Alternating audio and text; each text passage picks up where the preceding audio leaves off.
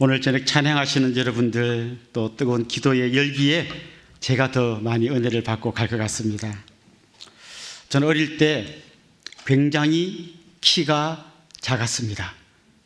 지금도 큰 키는 아니지만 어릴 때 워낙 작았기 때문에 지금 이 키에도 만족합니다. 저는 초등학교를 졸업할 때까지 한 번도 1번을 놓쳐본 적이 없습니다. 여러분 초등학교 때 해보셔도 앞으로 나란히 하면 제일 앞에 학생은 앞으로 나란히 안 하는 겁니다. 저는 한 번도 팔을 들어본 적이 없습니다. 제 동생들은 남동생은 180이고 여동생도 170이고 그런데 제가 이렇게 안 큰 거는 잘 안 먹어서 그렇다고 그래요. 그래서 우리 모친이 안 크는 저를 보고 너무들 안타까워해서 왜 이렇게 안 먹냐, 너는 왜 이렇게 안 먹냐. 안 그래도 먹을 게 없는데 먹을 게 있어도 안 먹으니까, 없어서 못 먹고 있어도 안 먹고, 그래서 키가 굉장히 작았습니다. 너무너무 막 안타까워 하셨던 기억이 납니다. 혹시 여러분 중에 그런 분 있습니까? 키가 너무 작아서, 아니면 아이들이 키가 너무 안 컸어. 저는 오늘 밤 여러분에게 이런 질문을 한번 던져보고 싶습니다. 여러분 신앙은 계속해서 잘하고 있습니까? 키가 안 크는 아이들을 보면 막 안타까워하는데 내 신앙이 10년 전이나 20년 전이나 전혀 변화가 없이 안 자라고 있는데, 혹시 여러분 그것 때문에 진짜 안타까워해 본 적이 있습니까? 왜 이렇게 나는 신앙이 안 자랄까? 나는 왜 늘 안 좋은 의미에서 한결같을까? 그런 한번 고민을 해보신 적이 있으십니까? 저는 오늘 여러분과 함께 정말 처음에는 너무나 형편없는 사람처럼 보이지만 나중에는 놀라운 믿음으로 자라난 한 사람을 같이 만나려고 합니다. 그분은 바로 여러분이 잘 아시는 야곱입니다. 야곱의 인생, 초반부에 소개되는, 창세기에 소개되는 야곱의 초반부 인생은 정말 굉장히 실망스럽습니다. 아마 우리 곁에 그런 사람이 있다면 좀 우리가 멀리하고 싶은 그런 사람입니다. 그는 엄마 치맛자락 붙들고 다니던 사람, 그리고 형을 속이고 아버지도 속이고 잔머리 잘 굴리고 나중에는 외삼촌하고도 막 속이고, 또 제일 세상에서 치사한 거 먹는 거 갖고 장난치는 거. 네가 나를 장잡고 나한테 팔면 내가 팥죽 줄게. 얼마나 치사한 이런 모습으로 그가 계속 나옵니다. 나중에 외삼촌 집에 가서도 외삼촌도 보통분이 아닌데 그 보통분 머리 위에 올라앉아가지고 또 그 집에 재산도 많이 빼오고, 정말 그런 모습으로 초반에 계속 소개돼요. 근데 여러분, 야곱의 인생 중에 가장 빛났던 때가 언제인지 아십니까? 야곱의 믿음 하면 이 부분, 여기가 진짜 야곱이 제일 빛난 믿음이야 라고 우리가 이야기할 수 있는 거기가 언제인지 아십니까? 히브리서 11장에 보면 거기에 믿음의 조상들을 소개합니다. 근데 그 믿음의 조상의 일생 중에 가장 빛났던 부분, 이거 보십시오. 아벨은 이렇게 하나님 앞에 믿음으로 제사를 지냈습니다. 얼마나 믿음 좋습니까? 그 제사 지내는 한 장면이 아벨의 인생 중에 가장 빛났던 부분이죠. 노아, 방주를 만들었던 노아, 그 부분이 제일 빛났던 부분입니다. 그럼 야곱은 언제가 제일 빛났다고 히브리서 11장에 기록해 놓았을까요? 야곱이 죽기 직전에 마지막으로 자녀들에게 축복기도 해주는 그 장면을 히브리서 저자는 가장 빛나는 믿음이라고 소개해 놨습니다. 그러니까 야곱은 초반에는 좀 별로 안 좋은 모습으로 나왔는데 계속해서 믿음이 자라서 최고 믿음이 좋을 때가 죽기 직전이었어요. 그리고 최고 믿음이 좋은 그 상태에서 하나님을 만났어요. 우리 주위도 그런 사람들이 있지 않습니까? 좀 학생 때, 청년 때 이럴 때 이분 참 믿음 좋고 앞으로 정말 멋진 교회 일꾼이 되겠다 했는데 점점 내리막길로 가서 나중에는 교회를 다니는지 안 다니는지 그런 분이 되는 분도 있고, 처음에는 저분 저 믿음 있나 없나 했는데 10년, 20년 지난 다음에 너무 멋진 믿음의 사람으로 자라가는 분들이 있지 않습니까? 저는 오늘 이 저녁에 이곳에 참여한 여러분 모두가 오늘 이 시점부터 계속해서 믿음이 자라나서 정말 가장 믿음이 빛날 때, 정말 여러분 인생이 최고 좋을 때, 그때 하나님 앞에 가시기를 간절히 소망합니다. 이렇게 계속 자라가야 된다는 것이죠. 그런데 야곱의 믿음이 자라간 걸 우리가 성경 속에서 보면 조금씩 이렇게 쭉 자라갔다기보다는 밋밋하게 가다가 갑자기 팍 뛰어오르는 그런 때가 있습니다. 몇 번 이렇게 뛰어오르니까 이 사람이 이렇게 놀라운 믿음의 사람으로 바뀌었습니다. 근데 그때 팍 뛰어오를 때가 언제냐? 자기 인생에 위기가 찾아왔을 때예요. 그리고 또 한 가지 중요한 공통점이 있는데, 자기 삶의 거처를 옮길 때예요. 이사라고 하기도 민망할 만큼 도망가고 이럴 때인데요, 그럴 때 그의 믿음이 자라납니다. 그때가 자기 인생의 가장 큰 위기였고, 그런데 그 위기에 빠진 야곱을 하나님이 찾아와 주시고 만나 주시고 그를 세워주시고 성장시켜 주시고 믿음의 점프를 이룰 수 있도록 도와주셨습니다. 여러분이 잘 아신 것처럼 그는 형을 속이고 아버지를 속이고 대신 축복받았다가 형이 죽이려고 해가지고 야반도주합니다. 그러다가 베델이란 곳에서 정말 돌멩이 하나 베고 지친 몸을 이끌고 거기 쪼그리고 누워 자다가 그곳에 찾아온 하나님을 만납니다. 그리고 내가 어디로 가든지 너와 함께 하겠다고 하는 놀라운 약속을 경험하게 됩니다. 그가 눈을 뜬 다음에 이런 고백을 해요. 하나님이 여기도 계셨거늘 내가 알지 못하였도다. 그가 알던 하나님은 자기 부모님하고 살던 그 동네에 계시는 분인 줄 알았는데 여기도 계시는 거예요. 여기만 계시는 게 아니라 앞으로 자기가 갈 거기도 계실 하나님을 그가 거기서 만난 거예요. 그의 믿음의 눈이 열렸고 놀라운 믿음의 점프가 이루어졌습니다. 오늘 우리가 읽은 이 야복강가의 이 이야기, 이때도 위기의 때입니다. 형이 자기를 죽일지 모른다는 두려움에 잠 못 이루던 그 밤에 그는 또 한 번 놀라운 믿음의 점프를 이루어냈습니다. 창세기 35장에 보면 그의 가정에 또 위기가 찾아왔습니다. 사랑하는 딸 디나가 성폭행을 당하고, 그리고 거기에 대한 복수로 형들이 가서 그 세겜 족속을 다 죽여버린 다음에 야곱은 주위에 있는 부족들이 힘을 합쳐서 자기들을 공격해 올지 모른다는 두려움으로 벌벌 떨고 있었습니다. 그때 하나님은 그들에게 다시 베델로 올라가라고 말씀하셨고 그의 가정에 또 놀라운 한 번 믿음의 큰 점프가 있었습니다. 마지막으로는 그가 애굽으로 건너갔고요, 애굽에 가서 그는 세계 패권을 쥐고 있던 세계 최고의 권력의 최정점에 서 있던 그 바로를 축복해 줍니다. 그 바로가 가진 권력과 부와 그가 가진 어마어마한 힘 앞에서 굽신굽신하면서 뭐 한 가지 얻어먹으려고 하는 사람이 아니라 하나님이 복 주시지 않으면 아무 의미가 없습니다.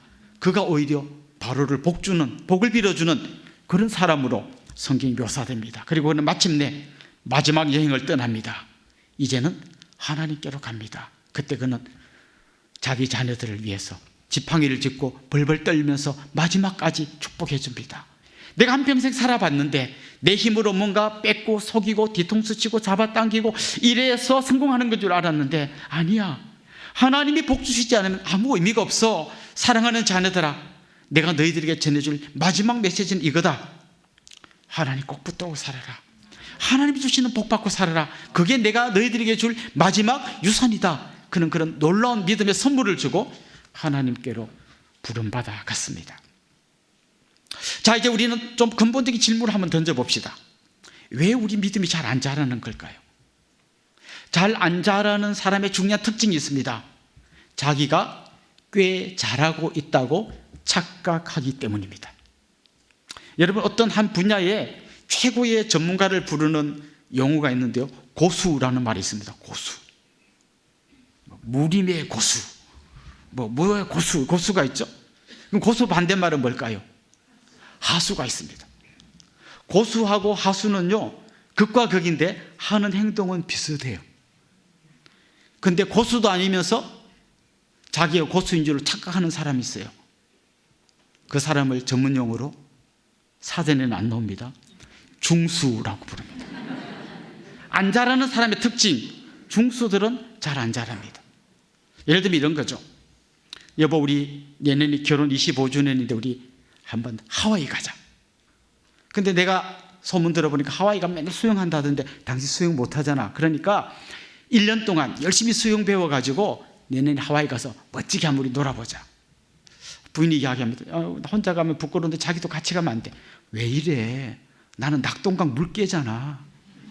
나는 배고프기 전에 물이 안 나오는 사람이야. 내 걱정 말고 당신 열심히 배워. 그래서 1년 후에 하와이 갑니다. 그 부인이 있잖아요. 1년 동안 맹연습해서 자유형, 평형, 막 저병, 배영 하는데요, 뒤에서 개헤엄치면서 같이 가 하는 이 사람이 바로 중수입니다. 그도 자기가 하수라는 걸 인정하고 배웠더라면 얼마든지 잘할 수 있었을 텐데 자기는 꽤나 잘한다고 착각하고 있는 거예요. 좀 전에 말씀드렸던 것처럼 고수하고 하수는 하는 행동이 비슷해요. 길 가다가 껌 씹는 우리 중딩이 있죠. 이렇게 아저씨 불 좀 빌려줘요. 그때 태권도 한 8단쯤 되는 사람이 이렇게 합니다. 없어요. 없습니다. 이렇게 하고 갑니다. 고수죠. 하수는 어떨까요? 아저씨 불 좀 빌려줘요. 목소리는 떨리지만 멘트는 똑같아요. 없어요. 없어요 하고 갑니다. 그때 버럭하면서 이리 와. 다 죽어서 우통 벗는 사람. 이 사람이 바로 중수입니다. 태권도 빨간띠. 이런 사람이 제일 위험해요. 신앙적인 측면에서도 이런 분은 믿음이 진짜 잘하지 않습니다. 성경에 나오는 대표적인 중수들이 누군가 하면요, 바리새인들이에요. 자기들은 굉장히 잘하는 줄 알고 있어요. 그래서 기도할 때 얼마나 교만하게 기도합니까? 하나님, 저는 일주일에 2번씩 금식하고 철저하게 11조 하고요, 저는 세리 나부랭이하고 저는 다르잖아요 라고 기도했던 그 사람들, 그들이 바로 전형적인 중수입니다. 중수들이 자기가 중수인 걸 안 들키고 살아가는 방식이 있어요. 그게 뭔가 하면 멋진 포장지로 자기를 잘 싸는 겁니다. 처음에는 그 포장지로 남을 속이는데요, 나중에는 자기도 속아요. 자기도 속습니다. 제가 고등학생 때 이럴 때는 크리스마스가 되면 밤에 학생들이 이제 아무 데도 불러주는 데도 없고 누구 하나 선물 주는 사람도 없으니까 자기들끼리 모여가지고 올 나이트라고 해서 밤새도록 교회에서 놀았어요. 그때 빠지지 않고 했던 행사가 뭔가 하면 선물 교환이라는 게 있었습니다. 아무도 선물 안 주니까 우리끼리 선물 교환하는 거예요. 그럼 이렇게 말합니다. 이번 선물은 한 1,000원 범위에서 이렇게 사오세요. 그럼 전부 다 한 1,000원짜리만 하나 사와가지고 거기다가 뭐 벌칙, 엉덩이 이름씩 이런 거 해가지고 남자는 여자 받고 여자 거 남자 받고 이런 거 했습니다. 한 번 어떤 친구가 딱 나가서 받았는데요, 1,000원짜리라고는 도저히 믿어지지 않는 이따만한 선물을 받았어요. 근데 예쁜 포장지에 쌓이는 이 박스를 딱 뜯으니까 그 안에 요만한 박스가 예쁘게 포장되어 나왔습니다. 제가 여기까지 이야기하면 이야기가 어떻게 흘러갈지 알겠죠. 계속해서 작은 박스가 나오더니 마지막에는 진짜 요만한 박스가 나왔어요. 저게 무슨 선물이 들어갈 수 있을까? 반지인가? 딱 열었더니요, 종이가 똘똘 말려있어요. 이렇게 탁 써져 있어요. 포장지 잘 챙겨가세요. 포장지 값 1,000원 이렇게 적혀 있었어요. 알맹이는 하나도 없고 포장지만 멋지게 돼 있었던 거죠. 중수가 살아남는 방식이 바로 이런 겁니다. 적당한 포장지, 멋진 포장지로 자기를 잘 싸면 얼마든지 자기가 꽤 괜찮은 사람인 것처럼 보이게 할 수 있습니다. 성도들은 주일날 교회에 와서요, 2시간만 정신 바짝 차리고 있으면 굉장히 괜찮은 성도로 보여질 수 있습니다. 밖에서 자기가 아무리 험하게 살았어도 교회에 와서 입 조심하고 표정 관리 잘하고 할렐루야, 아멘, 샬롬, 주여, 은혜, 막 이런 거 한 2시간만 정신 바짝 차리면 얼마든지 우리는 좋은 성도로 우리를 포장할 수 있습니다. 근데 놀랍게도 이러고 있느라고 진짜 자라야 될 때 못 자라는 안타까운 현실이 우리의 현실입니다. 여러분, 야곱의 인생을 한번 보십시오. 야곱과 우리는 굉장히 다른 시대를 살고 있습니다. 요즘 우리가 좋아하는 포장지하고 야곱 시대에 좋아했던 포장지는 비슷한 것도 있고 다른 것도 있습니다. 야곱은 그렇게 장자권에 여기에 집중했습니다. 어떻게 하든지 내가 장자가 되면 좋겠다. 또 생각해보면 좀 안타깝기도 할 것 같아요. 쌍둥이인데 그 간발의 차이로 늦게 나와가지고 둘째가 돼서 장자의 복을 못 누리니 이게 얼마나 약이 올랐던지 어떻게든 이 장자가 돼보고 싶어가지고 형한테 팥죽 갖고 맞바꾼 적도 있고요. 나중에 어떻게 합니까? 아버지가 마지막 축복해 주려고 할 때 그야말로 전형적인 포장지로 자기를 쌌어요. 온몸에 털을 붙이고 아버지 앞에 가서 머리를 들이밀었습니다. 그래서 그는 진짜 장자권이라고 하는 걸 자기 손에 쥐게 되었습니다. 그 다음 그가 외삼촌 집에 가서 정말 초반에 한 14년 동안 집중한 게 뭔가 하면 예쁜 여자랑 결혼하는 거예요. 예쁜 여자랑 결혼하는 거. 이건 요즘도 굉장히 꽤 괜찮은 포장지가 됩니다. 멋진 남자, 예쁜 여자랑 결혼하면요, 주위 사람들이 다 부러워합니다. 그리고 그가 마지막에 그 외삼촌 집에서 이제 예쁜 여자랑 결혼한 다음에 마지막에 집중했던 것은 재산을 모으는 겁니다. 외삼촌하고 딜을 하죠. 얼룩무늬 검은색 양이 나오면 제가 갖고 흰 양은 외삼촌 다 가지세요. 외삼촌이 볼 때 꽤 괜찮은 거래인 것 같아요. 양은 웬만하면 흰 양이니까요. 그 거래를 통해서 사실 나중에 하나님이 그에게 주신 복이지만 그는 자기가 이렇게 해서 얻은 거라고 생각해요. 그 튼실한 양이 임신하면 그 앞에다가 나무 껍질을 벗겨서 얼룩무늬 막 얼룩얼룩하면서 이거 보고 양이 얼룩얼룩한 양을 낳도록 그는 자기가 이렇게 해서 그런 양이 나온 줄 알아요. 어쨌거나 그는 이제 남들이 볼 때 정말 부러워할 만한 멋진 포장지로 자기를 다 쌌습니다. 속여서 취한 것이긴 하지만 아버지의 축복도 받았어요. 예쁜 여자랑 결혼도 했어요. 재산도 많이 모았어요. 자식도 많이 두었어요. 이제 그는 고향으로 돌아가고 있습니다. 최소한 겉으로 보면 금이 환영하는 거예요. 어이구, 네 집 아들 서울 갔더니 출세해서 내려왔네 하는 것처럼 그는 굉장히 멋진 모습으로 정말 성공한 사람이 돼가지고 멋진 포장지로 자기를 싸서 고향으로 돌아가고 있습니다. 그런데 그날 밤 그는 잠을 자지 못합니다. 야복강가에 잠 못 이루는 밤. 이게 오늘 본문의 이야기입니다. 분명히 그는 모든 걸 다 가졌지만 멋진 포장지로 자기를 쌌지만 소문을 듣습니다. 형이 400명의 장정을 거느리고 자기를 향해 오고 있다는 소문을 듣습니다. 형이 만약에 그날 밤에 한번 휘저으면 그가 그동안 그렇게 정성 들여서 자기를 싸고 쌌던 그 모든 포장지가 하루 저녁에 다 날아가게 생겼습니다. 그는 극도의 공포 속에서 지금 어두운 밤, 정말 잠 못 이루는 밤을 보내고 있습니다. 그런데 놀랍게도 그날 밤이 그에게 놀라운 은혜의 밤으로 바뀌게 됩니다. 여러분, 고난이 찾아왔을 때 단지 이거는 정말 뭐가 잘못돼서 흔히 안 믿는 사람들이 하는 말로 운이 없어서 찾아온 게 아닙니다. 성도의 고난에는 반드시 어떤 의미가 있습니다. 저는 우리 주위에 좀 시골에서 닭을 키우는 분들 알고 있는데요. 한번 이런 얘기를 들었습니다. 우리 교회 어떤 장로님이 전원주택에 사시는 분인데 자기가 닭을 좀 얻어왔대요. 그래서 닭을 좀 키우기로 했대요. 근데 여러분, 이제 닭도 여러 종류가 있잖아요. 알 낳는 닭이 있고, 뭐 육개, 고기 먹는 닭이 있고, 뭐 무슨 오골개 다양한 닭이 있잖아요. 장로님, 어떤 종류의 닭을 가져왔습니까? 자기는 폐개를 얻어왔대요. 폐개가 뭔지 아십니까? 알 낳는 닭이 더 이상 알을 못 낳을 때 폐개라고 합니다. 폐자가 붙은 건 왜냐하면 이건 거의 버리는 닭이에요. 장로님, 이 양 얻으려면 좀 좋은 걸 얻으시지 왜 폐개를 얻으셨습니까? 목사님, 저는 폐개를 다시 알 낳는 닭으로 바꿀 줄 압니다. 그래요? 어떻게 하면 됩니까? 이 닭을 한 일주일 정도 아무것도 안 먹이고 물만 먹이면 배에 끼었던 기름이 쫙 빠지면서 다시 알을 낳기 시작합니다. 영업 비밀인데 제가. 여러분, 인생의 고난이 찾아올 때 이건 의미 없이 우리에게 그냥 갑자기 나타나는 게 아니라 우리 인생에 어떤 새로운 아침을 가져다 주기 위한 하나님 특별한 선물임을 기억하면 좋겠어요. 특별히 하나님은 고난의 현장에 우리를 홀로 버려두지 않습니다. 오늘 본문에도 보면 그가 하나님을 찾기 전에 하나님이 그를 찾아오십니다. 찾아오셔서 그를 만나주십니다. 오늘 본문에 보면 하나님의 사자가 그를 찾아옵니다. 그리고 본문의 표현대로 씨름을 하죠. 이건 우리가 아는 그런 민속 씨름 같은 게 아니라 사실은 싸우는 겁니다. 그동안 누구랑 싸워서 뭔가를 얻고 뺏고 쟁취하고 했던 그 야곱의 원래 성품대로 그는 이 사람하고도 또 싸우려고 덤벼들죠. 그러다 그의 허벅지 관절이 위골되면서 그는 깨닫습니다. 이분이 나랑 싸울 뿐이 아니라 하나님의 사자라는 걸 그가 깨닫게 됩니다. 그때부터 그는 죽기 살기로 매달려서 당신이 나에게 축복하지 않으면 당신을 보내지 않겠습니다 라고 이야기합니다. 자, 여러분, 여기서 아주 굉장히 중요한 한 장면이 나오는데요.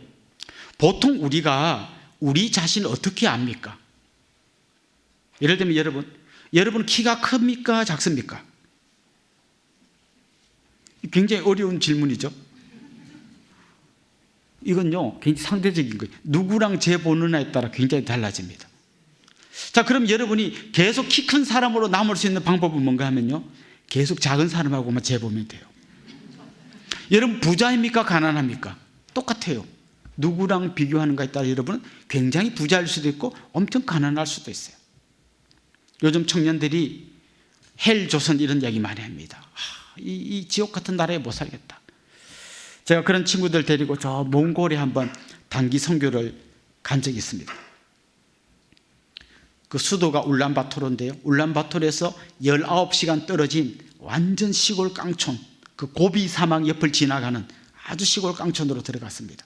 우리가 타고 갔던 승합차가 뒤에 마크는 벤츠가 붙어 있는데요. 바닥에 구멍이 다 이만큼씩 뚫려 있어요. 그래서 막 달리면, 비포장 도로를 달리면 먼지가 계속해서 올라와요. 19시간을 그 고비 사막 옆으로 해가지고 달렸더니 먼지가 얼마나 올라왔던지 진짜 마스크랑 이렇게 막 수건으로 다 가리고 막 안 하고는 도저히 숨을 못 쉴 정도로 막 그 안이 뽀얗게 됐어요.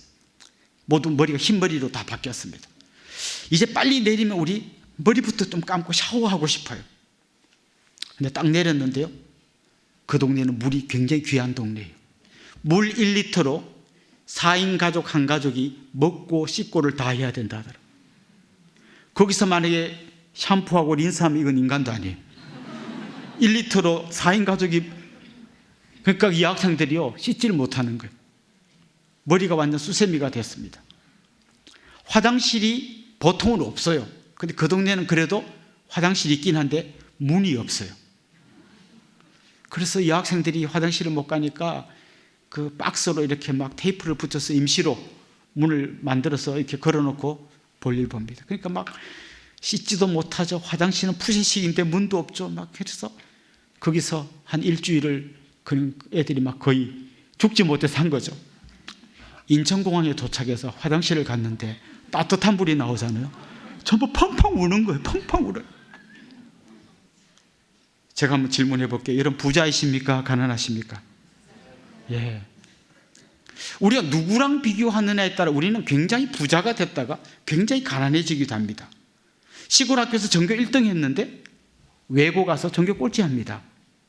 그러니까 내가 다른 사람과 비교해서 알아낸 나는 정확한 내가 아닙니다. 진짜 내가 누군지 알려면 중수끼리 키재가지고는 안 되고 진정한 고수 앞에 서봐야 내가 어떤 존재인지 알게 됩니다. 더 정확하게 말하면 우리가 우리를 알려면 하나님 앞에 서봐야만 내가 누군지를 알 수 있습니다. 그 전까지 오늘 이 4인 4세 귀한 집회에 안 온 권사님 나 알아. 권사님도 안 왔는데 여기 온 집사님 나 얼마나 대단한 믿음이에요. 이런 식으로 비교하면 여러분은요 막 굉장히 대단했다가 형편없었다가 굉장히 여러분이 정확하지 않은 여러분을 알게 되는 거예요. 진짜 여러분이 누군지 알고 싶다면 하나님 앞에 서보셔야 합니다. 그 크고 광대하신 하나님 앞에, 그 거룩하고 존귀하신 하나님 앞에, 그 은혜가 풍성한 하나님 앞에 서봐야만 내가 얼마나 초라한 존재이며 얼마나 죄인이며 얼마나 아무것도 아닌 존재인지를 알게 된다는 것입니다. 오늘 본문에 나오는 야곱이 하나님 앞에 서게 됩니다. 이건 그냥 단지 하나님을 만난 게 아니라 진짜 하나님을 만나면서 자기가 누군지를 알게 되는 너무나 소중한 밤이었다는 것이죠. 사실 우리는 자기를 소개할 게 별로 없습니다. 누구죠? 제가 누구죠? 잘 모르세요? 저 은혜의 동산교회 담임 목사입니다. 우리 아버지는 누구시고요? 저는 이런 학교를 나왔습니다. 이런 거 다 빼고 그냥 나는 누구죠? 보통은 잘 이야기하지 못합니다. 지금 야곱은 하나님 앞에 서면서 자기가 누군지 눈이 열리고 있습니다. 옛날에 제가 한 그 TV에 잠깐 나온 드라마를 봤는데 이런 장면이요. 2차 대전이고요. 독일군이 유대인들을 잡아가지고 이제 수용소로 보내는 중이에요. 한 줄 쭉 써서 이제 유대인들이 옵니다. 이름, 나이, 저리 가시오. 이름, 나이, 저리 가시오. 이렇게 합니다. 어떤 한 분이 딱 오더니 이만한 가방을 책상 위에 딱 올려놓습니다.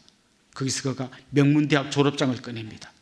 그가 학위 받았던 무슨 메달도 꺼내고요. 무슨 뭐 여러 가지 자기를 과시할 수 있는 많은 것들을 꺼내고 이만큼 쌓아둡니다. 어디서 받는 훈장도 꺼내놓습니다. 그 독일군이요 이걸 다 잡아서 쓰레기통에 딱 집어넣고 이름, 나이 이렇게 묻습니다. 그렇습니다. 우리는 내가 싸고 있는 포장지가 나인 줄로 착각하지만 진짜 내가 누구인지를 아는 딱 한 가지 길은 하나님 앞에 서보는 거예요. 이사야 선지자는 이사야서 6장에 보면 그가 성전에 들어갔다가 그곳에 임재하신 거룩하신 하나님을 만나게 됩니다. 그때 그는 자기도 모르는 사이에 이렇게 고백합니다. 화로다 나여 망하게 되었도다. 나는 입술이 부정한 자요 부정한 백성 중에 거하면서 만군의 하나님 여호와를 배웠음이로다. 자기가 얼마나 초라한 죄인인지 그는 발견하고 고백하게 됩니다. 베드로는 그전에도 예수님을 몇 번 만난 적이 있지만 어느 날 인격적으로 예수님을 만났습니다. 깊은 데로 가서 그물을 던지라. 그물을 던졌는데 엄청 많은 물고기에 잡혔습니다. 그때 그는 그 물고기를 본 게 아니라 물고기를 잡게 하신 예수님을 바라보았습니다. 그때 그가 예수님 앞에 무릎을 꿇고 이렇게 고백했습니다. 주여, 나를 떠나소서. 나는 죄인이로소이다.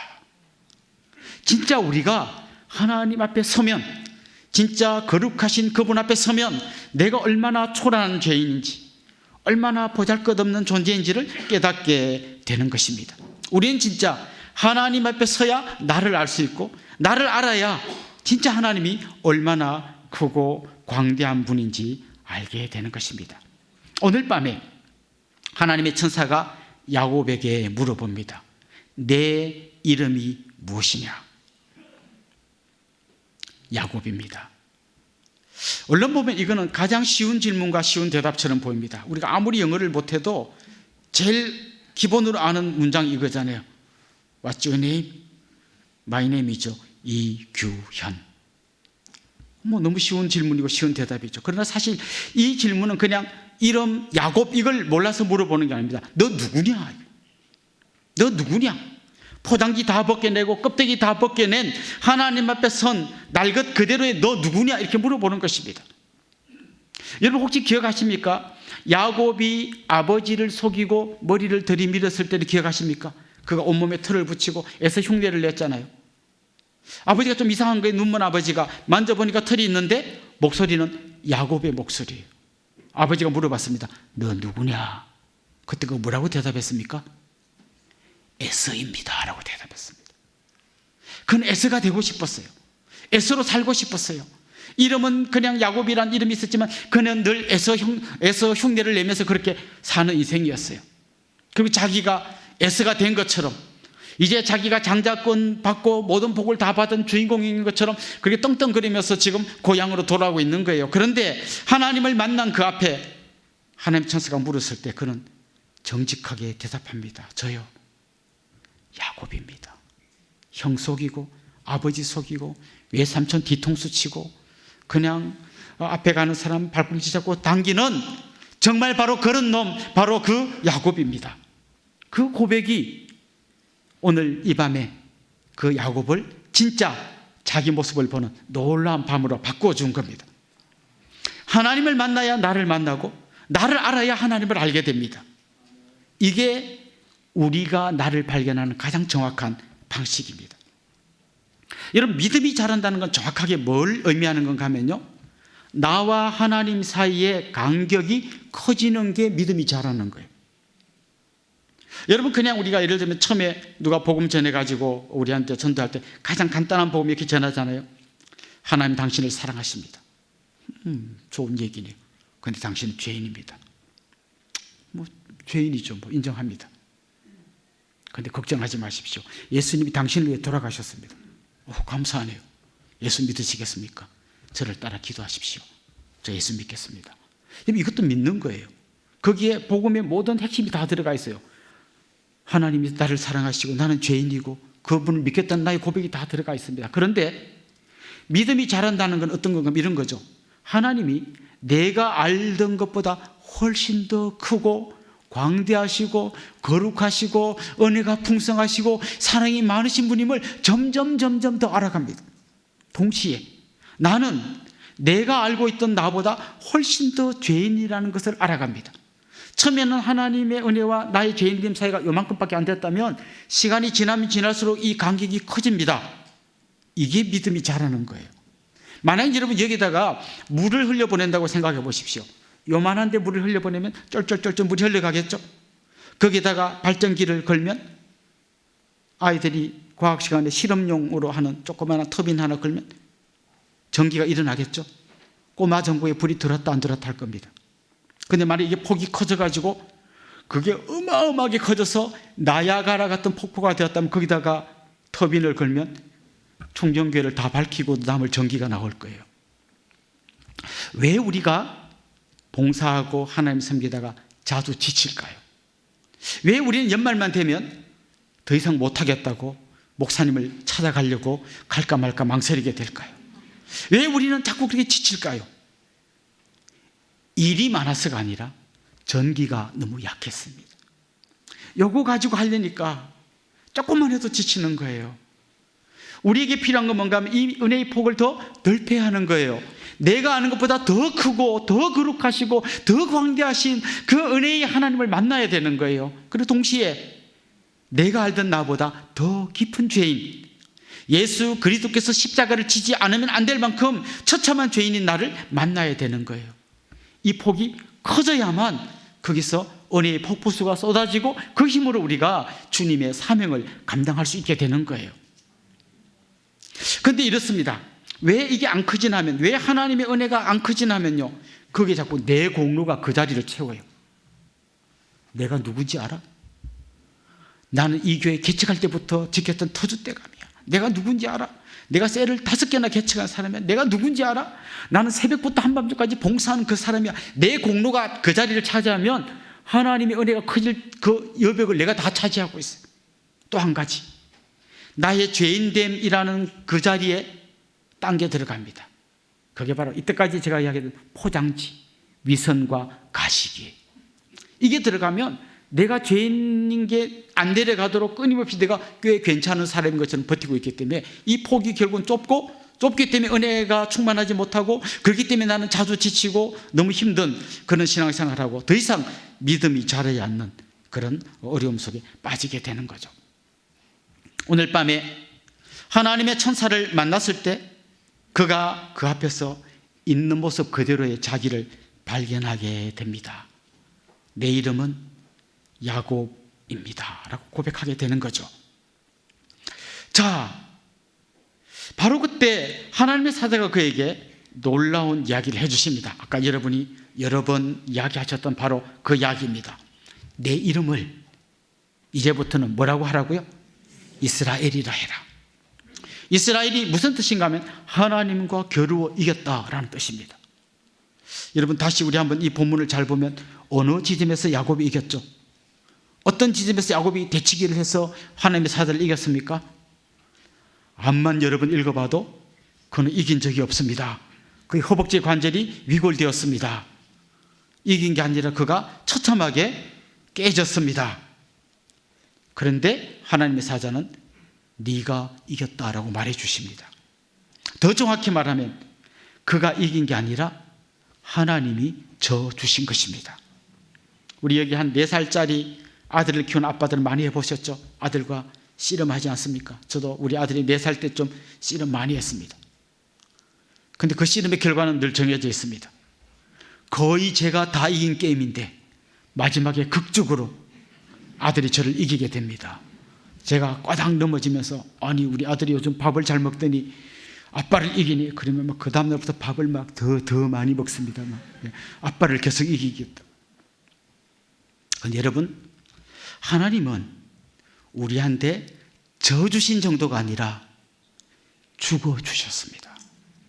하나님 단지 그냥 씨름해서 일부러 넘어져주는 그 정도로 져주신 게 아니라 하나님은 자기 아들을 십자가에 못 박으시고 그를 죽이시는 대신에 우리에게 이스라엘이라는 이름을 주셨습니다.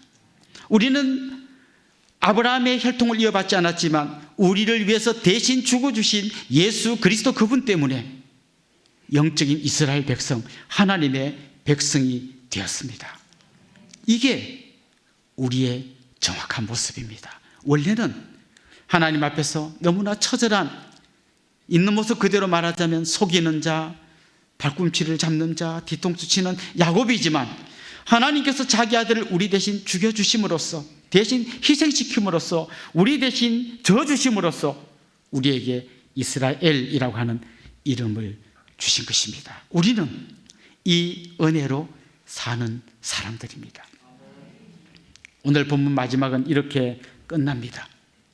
그가 브니엘을 지날 때에 해가 돋았더라. 물론 밤이 지나고 아침이 되니까 해가 떴을 겁니다. 근데 더 정확하게 들여다보면 정말 잠 못 이루던 그의 그 힘들었던 밤은 지나가고 그의 인생에 새 아침이 찾아오고 있었던 겁니다. 그 다음 이어지는 33장 이야기는 이런 겁니다. 그가 그동안 그렇게 힘들어했던 20년 동안 이리 피하고 저리 피하고 도망다녔던 그 형을 직접 만나게 됩니다. 그리고 두 형제가 부둥켜 안고 눈물을 흘리면서 화해하는 장면으로 오늘의 이야기가 마무리됩니다. 오늘 이 예배를 마치고 집에 돌아가셔도 여러분의 인생은 변한 게 하나도 없을 겁니다. 어쩌면 에서가 400명의 사람을 데리고 여러분을 죽이려고 찾아오는 그 일이 여전히 기다리고 있을지 모릅니다. 하지만 여러분이 바뀌면 그 상황도 같이 바뀌게 되어 있습니다. 여러분이 하나님을 만나면, 여러분이 자신을 발견하면, 이 형편없는 나를 위하여 하나님이 자기 아들을 보내주신 그 놀라운 은혜를 경험하면 여러분은 여러분을 둘러싸고 있는 말도 안 되는 이 어려움을 뚫고 당당하게, 비록 다리를 절룩거릴지는 몰라도 그 떠오르는 태양과 함께 기쁨과 감격으로 여러분의 길을 가게 될 줄로 믿습니다. 여러분의 믿음이 계속해서 자라나기를 원하고, 그걸 위해서 여러분이 하나님을 만나고 자신을 만나고 가장 어려웠던 그 사람까지 만나는 그런 복된 여러분이 될 수 있기를 주님의 이름으로 축원합니다. 기도드리겠습니다.